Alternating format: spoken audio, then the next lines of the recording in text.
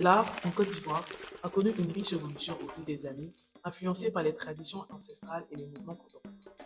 Depuis les sculptures et les masques des périodes précoloniales, utilisées dans des cérémonies religieuses et sociales par des groupes ethniques tels que les Baoulés, les Sénégraux et les Dans, jusqu'à l'intégration des techniques européennes pendant la période coloniale, l'art ivoirien a toujours su se réinventer. Après l'indépendance en 1960, il y a eu un regain d'intérêt pour l'art traditionnel, tout en explorant les thèmes sociaux et politiques modernes, donnant naissance à une scène artistique contemporaine vibrante.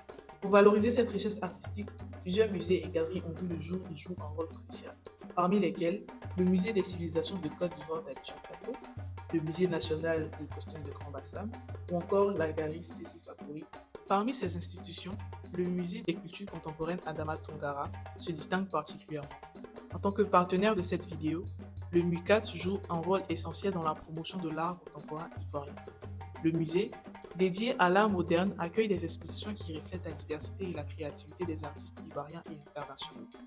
Grâce à son soutien, nous avons l'opportunité de vous présenter aujourd'hui un jeune talent émergent qui façonne l'avenir de l'art en Côte d'Ivoire, Choula.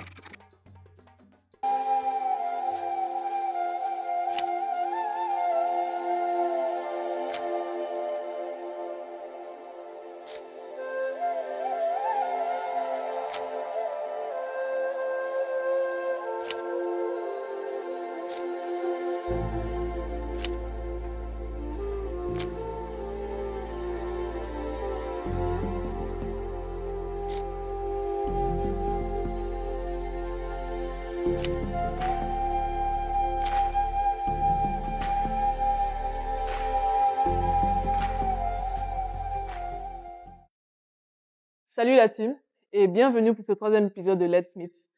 Et pour cette occasion, nous sommes rendus au musée Le Mikat d'Abobo et nous sommes en compagnie de Choula. Donc Choula, pour ceux qui ne te connaissent pas, est-ce que tu peux t'introduire? Ok, Choula à l'état civil, c'est Touré Ibrahim, artiste, fondateur de Art Africa Creator, qui est une entreprise culturelle. Voilà, c'est tout brièvement, quoi. Brièvement. Ouais, D'accord. mon sujet. Et pour cet épisode particulièrement, on a décidé de faire une activité. Et à la fin de cette activité, on va vous montrer nos œuvres en hommage à notre artiste qui est ici près de nous. Donc, on va directement commencer. À partir d'où est-ce que tu deviens artiste? Voilà. Où est-ce que tu as commencé? Où est-ce que j'ai commencé? J'ai commencé là en 2019. Voilà, disons, je n'ai pas dit après mes études, mais à la base, Choula est ingénieur marketing management. Voilà, donc quand j'ai fini, j'ai eu à travailler dans des entreprises, dans des coins et tout. Et après les expériences propres à moi, j'ai dû vraiment laisser tout ça pour me consacrer à ce que j'aime faire en fait. Tu vois, qui est là et tout ça. Et était d'une période où, disons, j'avais besoin d'un moyen pour m'extérioriser en fait par rapport à mes sentiments, mon ressenti, mon vécu, mes réalités, tout ça quoi. Voilà, donc c'est comme ça que c'est tout ça qui m'a motivé à vraiment me lancer dans le domaine. Et vu que c'était pas du tout une mauvaise idée parce que Et ça m'a beaucoup ta aidé. transition n'a pas été compliquée. Je veux dire, tu as forcément eu des défis, il y a forcément des moments où ça coinçait. Bon, ma transition de là à de d'être ingénieur au domaine de l'art n'a pas vraiment été compliquée parce que j'avais déjà cette compétence à, on peut dire, en griffe. Voilà, depuis petit, tu sais dessiner et tout. Mais c'est des choses que tu négliges, tu calcules pas en fait, jusqu'au jour où tu vois que ce talent-là ou bien cette compétence, ça peut te servir, tu vois. Donc, ce qui m'a réellement motivé, c'est ma situation familiale et ma situation propre à moi-même. Parce que j'ai toujours voulu entreprendre. J'aime beaucoup l'entrepreneuriat. Donc, il n'y a pas, c'était aussi un moyen pour moi de commencer quelque chose de nouveau, tu vois. Et par rapport à ma situation familiale, c'était compliqué. Voilà, par rapport à la santé de mon papa, c'est tout. Est-ce ils ont apprécié? Bon, c'était le seul qui a apprécié, qui Ok. m'a encouragé, en tout cas, le Non, mais le seul. reste là, Le reste, d'autres même comparé à des fous, ils m'ont jugé, on m'a tout dit, j'ai tout entendu. Mais mon papa et ma maman et mon frère aîné, eux, ils étaient pour. Mais c'est plus mon papa parce que après les autres, souvent, ils étaient un peu bipolaires même sur la décision. Est-ce qu'ils sont sûrs? Bon, ils m'ont donné leur OK, mais est-ce qu'ils sont sûrs que ça va aboutir? Donc, voilà quoi. Voilà, mais c'est ma décision. Voilà, moi-même, de toute façon, il ne m'attendait pas à être artiste. C'est venu à moi, donc je me dis, c'est pas simple, c'est quand même naturel. Donc, lance-toi dedans et puis vois ce que ça donne. Aujourd'hui, je suis là. Et ça, c'est la réaction de tes parents. Mais Ouais, ouais. le public, là, il a reçu ça comment? Oui, le public, je dis, la première exposition, tu étais là. Tu as parlé avec des gens, ils t'ont donné leur retour. Ouais. J'ai parlé avec, ils m'ont donné leur retour. Ils ont beaucoup apprécié ce que je fais. Et ils me rappellent mes deux premières expos étaient et à l'INSAC et à l'université Nord-Sud pendant une journée culturelle. Et à l'INSAC, c'était le directeur des études qui m'a invité pour exposer. Donc, j'ai commencé là-bas. Les étudiants même de l'INSAC, beaucoup aimaient le travail aussi. C'est pas comme si j'étais le plus fort, mais beaucoup aimaient le travail. Parce qu'il faut rappeler que Choula était un artiste autodidacte. Ah, j'ai pas fait d'école d'art et tout. Donc, c'est un peu ça, quoi. Et quelles ont été tes principales motivations? Mes principales motivations. Il y a beaucoup, hein. Il y a Tu peux nous en beaucoup. dire quelques-unes au moins? Déjà, je me suis dit, en faisant là, ça pourrait me permettre de vivre au moins de quelque chose. Oui, parce qu'on est là, c'est vrai que le domaine est difficile en Afrique, mais on voit des artistes qui s'en sortent ici et ailleurs. Et surtout, ce qui m'a motivé, ce sont les relations humaines. J'ai vu que les relations humaines de nos jours, c'est pas du tout facile. Tout le monde a une double facette. Voilà pourquoi mon concept même est plus concentré sur les masques, parce que je considère que tout le monde a un masque. Tout le monde a, tout le monde a une double personnalité. Chacun a le bon côté, le mauvais côté. Et en fonction de comment chacun manifeste ça, ça peut te donner des idées ou des expériences pour savoir comment vivre dans cette vie-là, qui n'est pas facile. Et moi, et moi, ma question, en fait, par rapport au masque et à l'identité, j'aimerais savoir, en fait, j'aurais pu prendre des masques qui sont d'ailleurs, mais on remarque que la plupart des masques sont des masques issus de la culture ivoirienne. Donc, à quel moment on loue les relations humaines et on va prendre dans la culture et ça donne le résultat que ça donne. Ok, par rapport aux relations humaines, il y a associé les masques pour, comment on appelle ça, déjà par rapport au côté, comme je dis, tout le monde a une double facette. Voilà, maintenant côté masque dans la culture africaine, je me suis focus sur les histoires de masques africains, masques ivoiriens. Pourquoi? Parce que en général, nous-mêmes, on n'a pas accès à notre culture. On n'a pas accès à nos masques. Beaucoup de jeunes ignorent, beaucoup de jeunes même n'ont pas idée de, par exemple, si tu es Annie, Djoula, Baoulé, tu peux pas reconnaître tel masque venant de chez toi. Et ça, c'est dommage, en fait. Voilà. Là, on est dans un monde où c'est la culture qui prime quand même, parce que toutes les civilisations, tous les continents, au jour d'aujourd'hui, là, chacun mise sur sa culture, que ce soit les Américains, les Européens, les Asiatiques, chacun mise sur sa culture. Mais c'est l'Africain qui est quand même un peu perdu, en fait. J'ai l'impression, hein, par rapport à sa culture, l'Africain ne sait pas où s'orienter vraiment. Donc, Est-ce que tu penses qu'à travers ton travail, tu rediriges la jeunesse? voilà. Parce que je m'inspire des masques anciens je réinvente les masques anciens sous, sous une forme contemporaine, en fait, qui nous permet de nous exprimer librement. Voilà, l'art contemporain nous permet de nous exprimer librement. En fait, donc, en m'exprimant librement et en m'inspirant aussi des masques anciens, ça me permet de faire le masque que je veux en fonction d'un constat que je fais dans la société ou en fonction de moi-même, mes propres connaissances, ma culture, ma spiritualité. Donc, je suis quand même libre d'innover, quoi, et réinventer les masses, la culture. Voilà, donc c'est un peu ça. Maintenant, on va parler de Africa Art Creator, ou c'est Art Africa Creator. Mon rêve, c'est d'avoir une usine en fait, d'artisanat où on produit en masse et on exporte en masse. On est un peu comme les Chinois en fait. Moi, c'est comme ça que je me vois. Il n'y a pas la technique pour vendre comme le fondateur de Africrea, mais j'ai la technique pour produire en masse. Et cette technique-là, je sais que je vais la réaliser, peu importe le temps. Est-ce que tu avais déjà l'idée avant de créer ton entreprise? Parce que tu as parlé d'entrepreneuriat tout à l'heure. Ou bien c'est en travaillant sur les masques et les relations humaines que tu t'es dit qu'il y avait un véritable potentiel dans l'artisanat et dans ce domaine-là? Bon, tout est parti de moi-même, ma décision, hein, de vouloir faire de l'art et aussi d'un constat très réel par rapport à mon quartier d'enfance ici à Bobo. Ah, tu as grandi ici? Ouais, bon, je suis né ici, mais j'ai grandi à Cocody. Voilà, et dans mon quartier d'enfance, il y a des artisans, en fait, qui sont toujours là, mais leur domaine, ils n'avancent pas réellement dans leur domaine. C'est vrai, ils arrivent à quand même avoir quelque chose pour subvenir à leurs besoins, mais rien n'évolue en fait, réellement. Voilà, que ce soit l'aspect de l'atelier, depuis moi-même je suis tout petit, l'aspect de l'atelier est pareil. Aujourd'hui je suis quand même grand, mais c'est pareil, voilà, il n'y a pas d'évolution. Donc, je me dis pourquoi ne pas entreprendre dans ce domaine-là pour pouvoir les aider en fait. Et puis aussi, moi-même, je suis artiste. L'art s'est révélé à moi.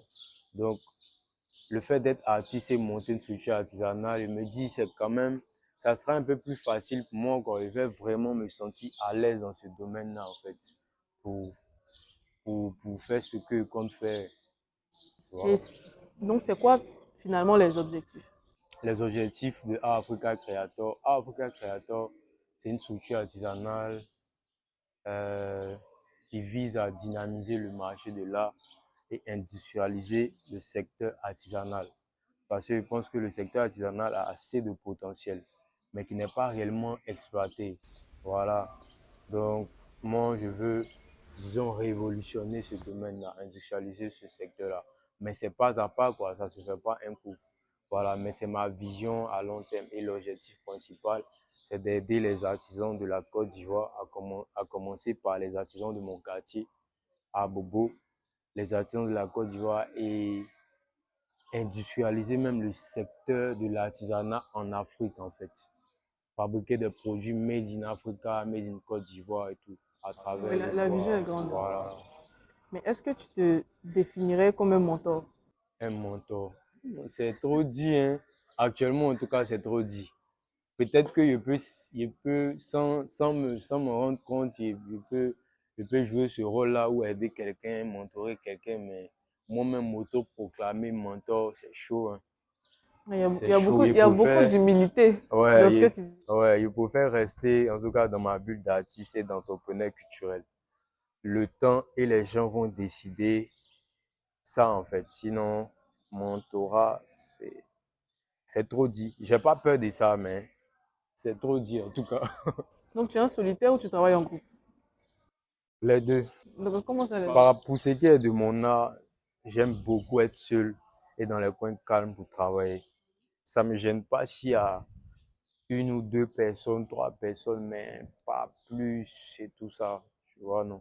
Voilà, mais dans le contexte de l'artisanat, dans le cadre de Art Africa, il y a les artisans qui sont là. C'est un groupe, c'est un collectif et dans le secteur de l'artisanat, chaque artisan a son savoir-faire. D'autres, ils savent faire avec du bois, d'autres, chacun a sa spécialité dans le domaine. Donc, ça, par contre, ça demande de travailler avec beaucoup de personnes. Voilà, surtout en tant qu'entrepreneur, ça demande de travailler en groupe en fait. Un entrepreneur, c'est le collectif. C'est toi qui diriges, c'est toi qui donnes les idées. Donc, les deux, voilà pourquoi je dis les deux. Sinon, en général, moi, je suis un solitaire, quoi. Ça ne me gêne pas s'il y a quelqu'un à côté de moi ou pas. C'est tranquille. On va passer à une autre partie, Ouais. qui est culture choc.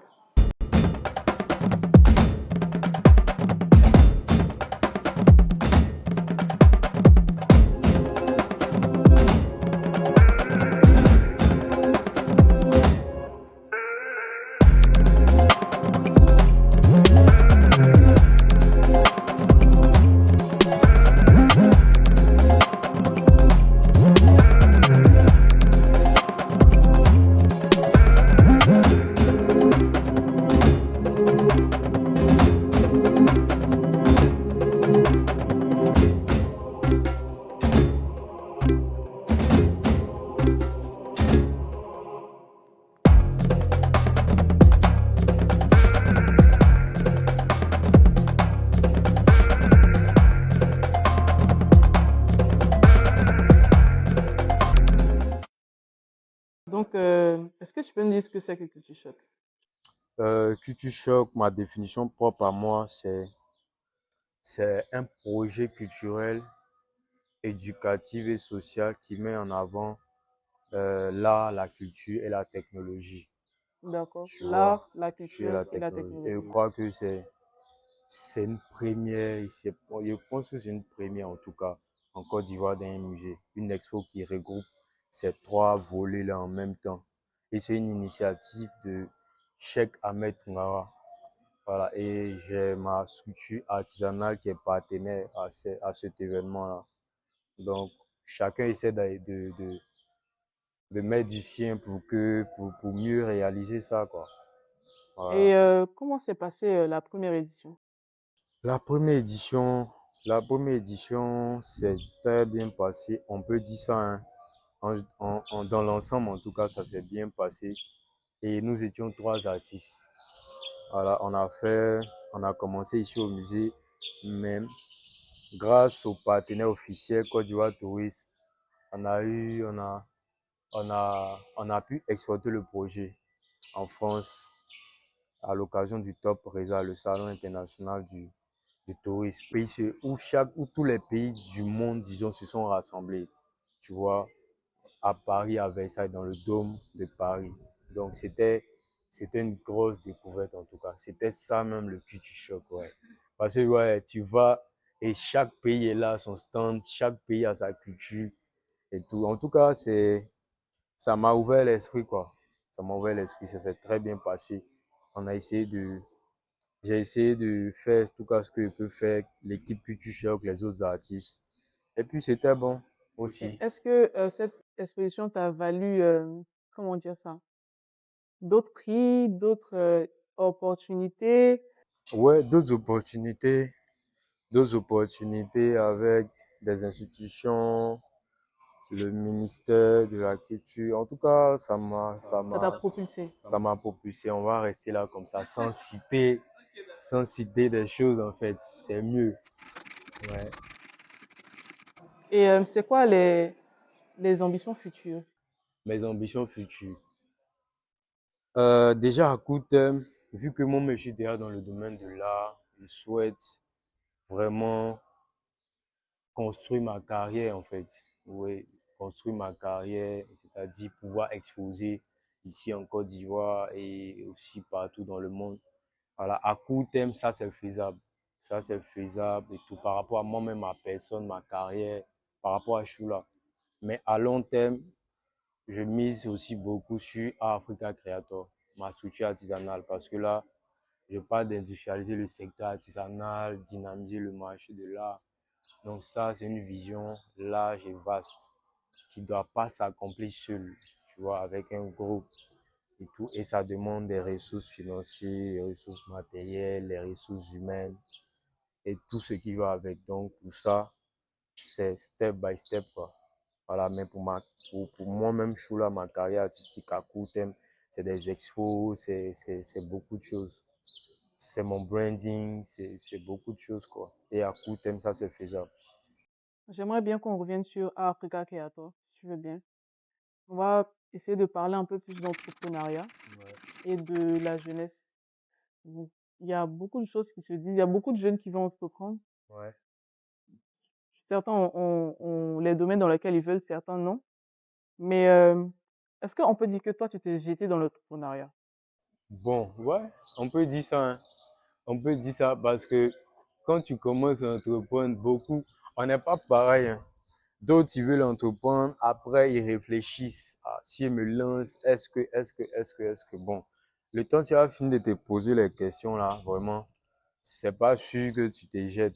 Si tu veux aussi avoir la validation des autres, ou l'approbation des autres, l'avis des autres, tu vas avoir différents avis. D'autres vont t'encourager, d'autres vont te dire non, pas encore. Donc, tout dépend de toi-même.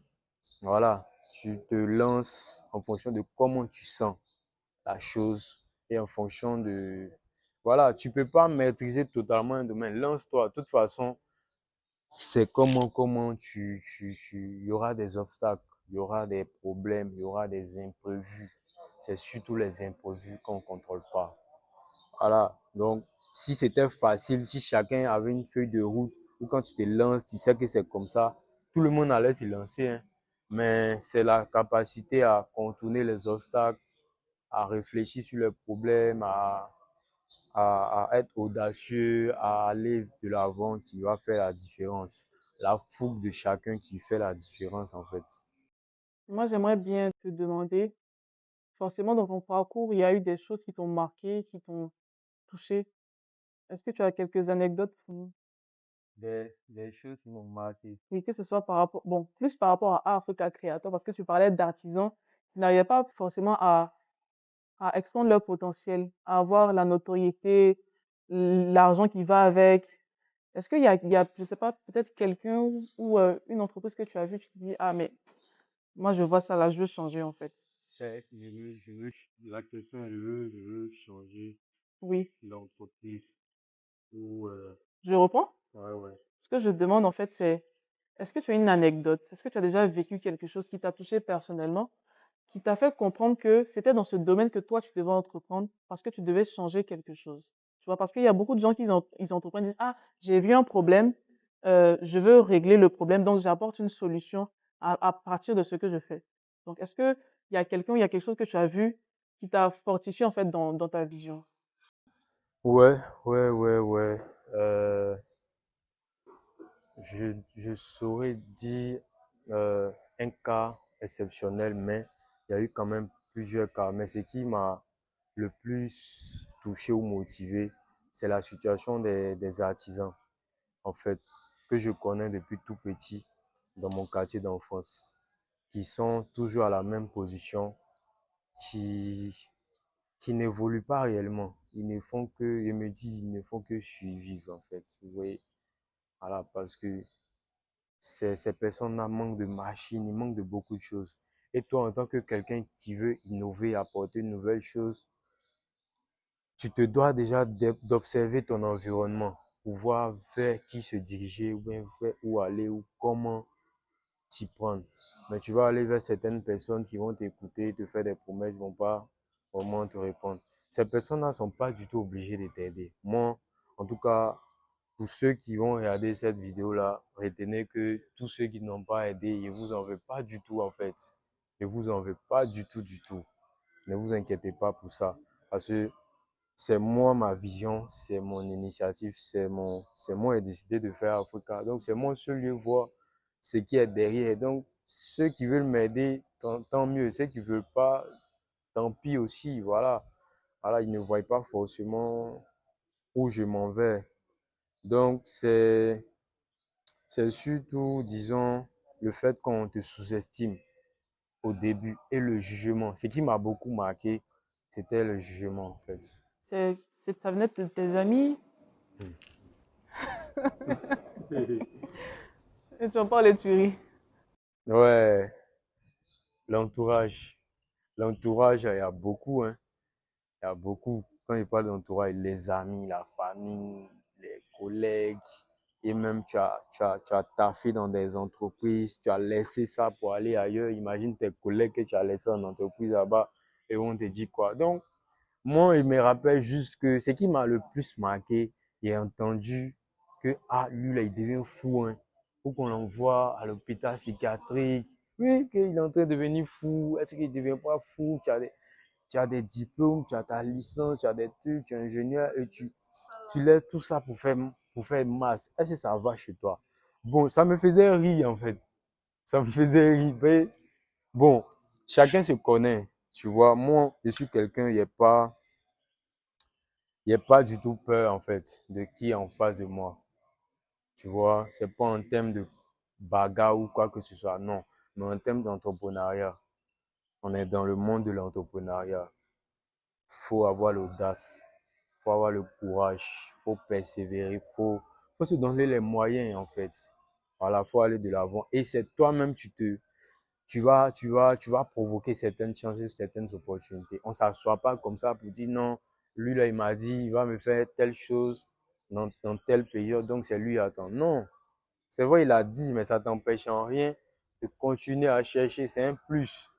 Le jour il répond, c'est ça. Le jour il répond pas, au moins ça te trouve dans d'autres choses, tu vois, non? Au moins, c'est ma manière de voir qui est là.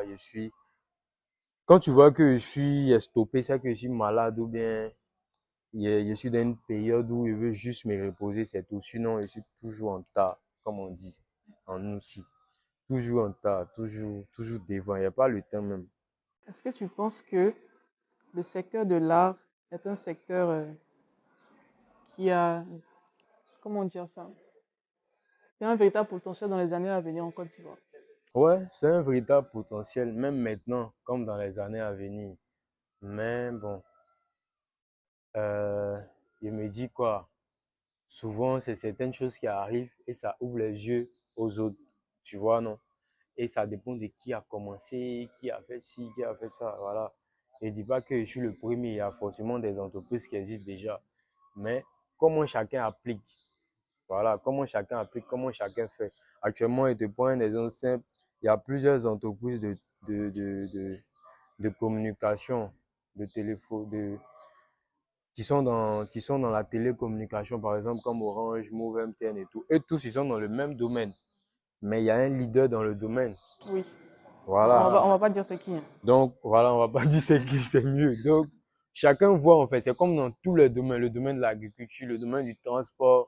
C'est comme ça, il y a toujours des leaders dans le... Donc, le domaine de l'artisanat, c'est un gros potentiel extraordinaire que les Africains s'imaginent pas. Parce que moi, je vois les gars, pas forcément en Afrique, mais comme par exemple LVMH. Dans LVMH, il y a Louis Vuitton, il y a Belay, il y a beaucoup de choses dans LVMH. Et ici en Afrique, depuis que j'ai créé Art Africa, j'ai eu à discuter avec des correspondants, ici et ailleurs, que ce soit en Tanzanie, au Ghana, dans différents pays. Il y a des créateurs africains qui sont des génies en fait. Ils créent des marques, tu as l'impression que c'est quitté ailleurs, pourtant c'est ici, il a fabriqué. Donc imaginez tout ça, on arrive à moderniser tout ça. À moderniser la fabrication, la Voilà, production. voilà, à moderniser le Made in Africa. Les Africains peuvent eux aussi se permettre de créer des produits que l'international peut acheter ou des produits qui circulent librement en Afrique ici à moins de coûts, où nous-mêmes on maîtrise notre marché et tout. On va pas tout le temps s'habiller en Louis Vuitton, Balenciaga et tout. Nous-mêmes on peut. Mais il y a des gens qui disent que le local n'est pas bien fait. Exactement, ils ont raison. Ceux qui disent ça, ils les soutiennent. Ah, tu as dit. Oui, ils ont raison en fait. Parce que quand tu veux faire quelque chose, il faut très bien faire. Aujourd'hui, Africa existe. Mais moi, je suis pas pressé. Je suis conscient que le secteur artisanal a besoin de machines, de réelles machines. Parce que tu vas voir des ateliers aujourd'hui. C'est des scies, les artisans utilisent toujours. On n'est plus à ce stade-là. On n'est plus à ce stade-là en fait. Utilisons des machines, mettons des méthodes en place pour produire en masse et pour bien produire. Il y a plusieurs exemples comme les Chinois qui fabriquent tout et qui exportent tout. Nous aussi, on peut faire ça. À défaut d'aller fabriquer et envoyer, on peut se procurer ces machines-là et les envoyer ici, on les fabrique. Tu vois? Et moi, c'est ma vision, hein. Moi, je veux posséder des machines. Parce qu'une fois que tu as des machines, je ne parle pas des machines basiques, de vraies machines, tu vois, qui produisent de vraies choses, qui ont de belles finitions. Tu vas voir que du moment où ça sera comme ça, les Africains vont commencer à consommer du Made in Africa. Voilà, ils vont plus aller chercher ailleurs. C'est parce qu'ici, ce qui existe déjà, vous voulez qu'on achète vos produits, mais c'est pas bien fait. Et les gens ont raison. Donc, n'en voulez pas les gens. Donnez-vous les moyens de créer et de donner l'envie aux gens d'acheter. Donc, ça, c'est une prise de conscience, en fait. Voilà, c'est tout, quoi. Et je pense que ces personnes-là savent ça. Mais Mais c'est est-ce que peut-être le qu'elles prix n'ont va pas les aller avec? moyens. Parce qu'actuellement, il y a tout qui devient cher, C'est hein. ce que j'ai dit. Donne-toi les voies, donne-toi les moyens de faire ce que tu veux faire. Moi-même, je te parle de machines, je suis conscient des prix. Mais je ne sais pas comment. Mais ces machines-là vont venir me trouver ici en Côte d'Ivoire. Voilà, parce qu'il y a eu à expérimenter beaucoup de choses.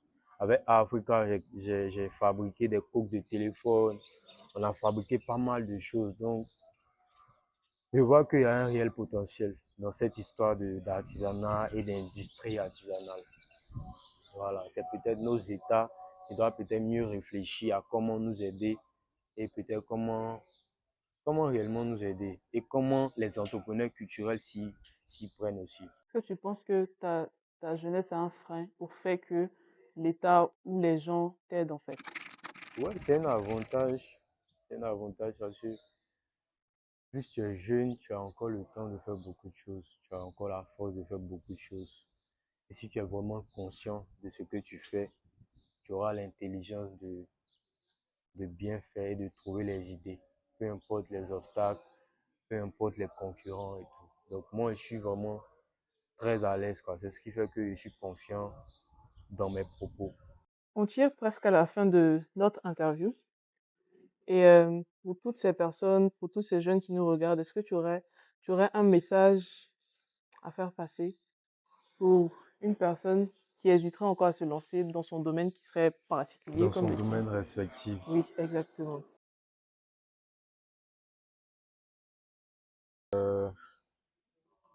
Par rapport à ça,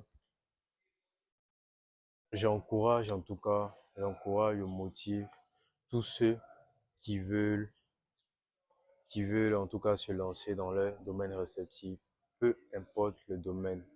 Je dis bien peu importe le domaine parce que faut pas douter de soi. Si tu as pensé à cette idée-là, que ce soit dans le sport, dans l'agriculture, dans la musique, c'est parce que tu peux.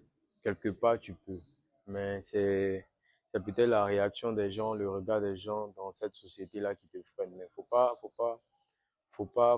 vraiment regarder ça, en fait, parce que tu dois pas vraiment quelque chose à quelqu'un. Voilà. Tu te dois de toi-même réussir et accomplir, atteindre tes objectifs. Voilà, parce que c'est toi, tu sais où tu t'en vas, c'est toi, tu sais ce que tu veux. Voilà, si demain tu n'es plus là, on t'oublie totalement. Si tout de suite là, tu n'es plus là, on t'oublie totalement. Ce qu'on pourra retenir de toi sont tes actes, tout ce que tu as eu à faire, de bien comme de,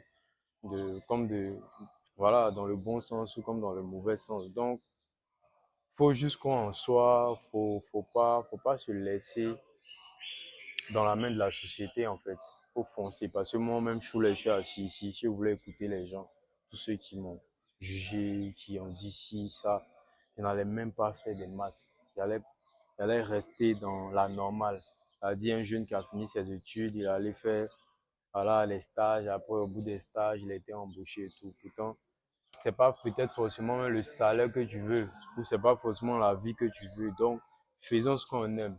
Parce qu'au jour d'aujourd'hui, quand je n'ai plus là, on t'oublie et on s'en fout en fait de toi. Faudrait Les pas qu'on gens ait peur là, de prendre des voilà, risques aussi. voilà, exactement.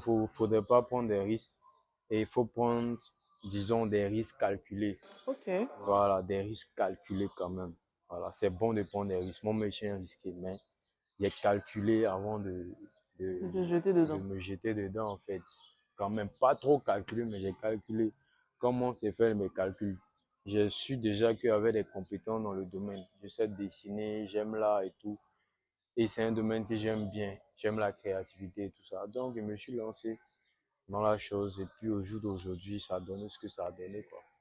Voilà. Donc, je dis pas à tout le monde de forcément entreprendre ou se lancer dans n'importe quoi, mais quand tu sens quelque chose, quand tu penses à quelque chose, c'est que quelque part tu peux faire, voilà, tu peux le faire. Donc, voilà quoi, votre vie est entre vos mains, à vous de décider, à vous de faire ce que vous aimez. C'est tout ce que je peux dire. D'accord, merci Voilà, beaucoup. c'est ce que je peux dire. Merci à vous aussi de, de me permettre de m'exprimer en fait. Souvent on en a besoin parce que c'est pas tous les artistes voilà quoi, qui ont un champ d'expression. Beaucoup veulent parler, beaucoup ont beaucoup de choses à dire et tout, voilà. Et même ce qu'on a fait là, j'ai pas fini de tout dire, mais je pense que ça suffit quand même. Voilà. Donc en gros, c'est un peu ça. J'aimerais que je sais pas si tu as compris le concept de ce qu'on fait, mais si oui, j'aimerais que tu donnes ton idée, ton avis dessus, que tu expliques si vraiment tu... Maintenant, si c'est pas le cas, je vais essayer d'expliquer. Ok, déjà tu peux m'expliquer le conseil. Je crois que ça s'appelle Let Meet. Voilà, Let Meet. C'est partir à la rencontre de telle personne dans leurs différents domaines. Donc, Votre concept est très très bon, très bien développé. J'aime beaucoup les contenus, surtout comment c'est monté, comment ça se présente, ça donne envie de regarder les montages et tout. Et c'est pas tous les entrepreneurs, c'est pas tous les artistes, c'est pas tout le monde qui a aujourd'hui le droit à la parole, le droit de dire ou l'occasion de dire ce qu'il fait et tout. Voilà, donc peu importe le canal de communication et tout par lequel tu passes pour parler de ce que tu fais, ce n'est pas à négliger. Donc, c'est de dire merci à Let's Meet, à l'équipe, les encourager, être ouvert à eux. Ceux qui pensent qu'ils sont trop arrivés là, ne les négligez pas, hein, parce que demain, vous pouvez courir derrière eux pour pouvoir dire ce que vous voulez dire. Donc, c'est un très bon concept en tout cas. C'est encouragé et j'aime bien tel que ça se présente. Voilà, c'est ce que je peux dire. Voilà. Non, c'est mieux, parce que les gens négligent trop. On va montrer les chefs-d'œuvre qu'on a pu faire dans ce laps de temps. J'espère que vous allez apprécier. Qu'est-ce qu'on va expliquer? On a essayé de faire ce qu'on peut faire. On va expliquer brièvement. En tout cas, on a fait la peinture sur les masques. Voilà, des masques et tout. Moi, j'ai essayé de... Bon, déjà, il montre moi. Ok, non, bon. Non, allons-y en même temps. Ensemble. Ok. Ok. 3. Ah, mais. Ok, c'est bon. C'est bon. Attends, je vais retourner mon trépied.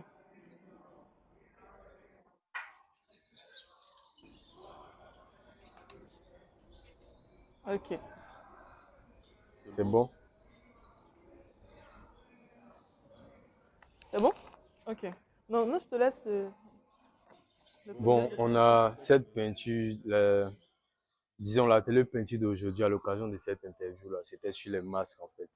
Voilà. Et chacun essaie de faire la peinture qu'il veut en fonction du masque qu'il a en tête. Ce masque-là, c'est, disons, la silhouette ou un masque inspiré du masque de Culture Shock. Voilà, c'est un masque inspiré du masque de Culture Shock. Et là-bas, c'est un masque. Et moi, je vois, disons, un masque baoulé similaire au masque lunaire, baoulé. Donc voilà quoi. Donc là, c'est un masque futuriste. Ça, c'est un masque baoulé réinventé. Voilà. Avec d'autres on est dans l'afro-futuriste. Voilà, l'afro-futuriste. C'est un peu ça. Et ça, c'est Jérémy Sali, pardon. C'est lui qui m'a inspiré. Vous allez voir ça sur la fiche de Culture Shock. Voilà. Culture Shock 2, voilà, vous allez voir. Donc c'est un peu ça. Merci à tout le monde. C'était un plaisir. Merci beaucoup, je suis là. Et on se retrouve pour le prochain épisode. Au revoir. Ok, merci. T'as fait, ça vient.